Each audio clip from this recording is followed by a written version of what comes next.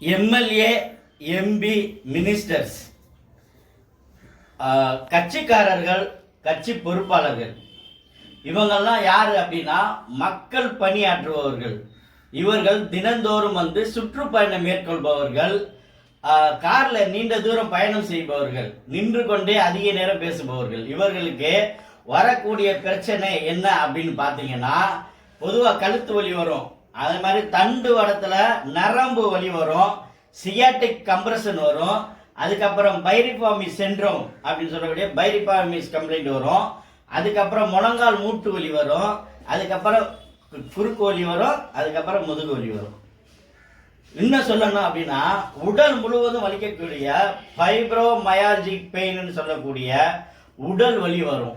இது மாதிரி பிரச்சனைகளுக்கு நீங்க பாதிக்கப்பட்டு இருந்தீங்கன்னா இங்க வாங்க, கண்டிப்பா நான் சரி பண்ணி தருவேன்.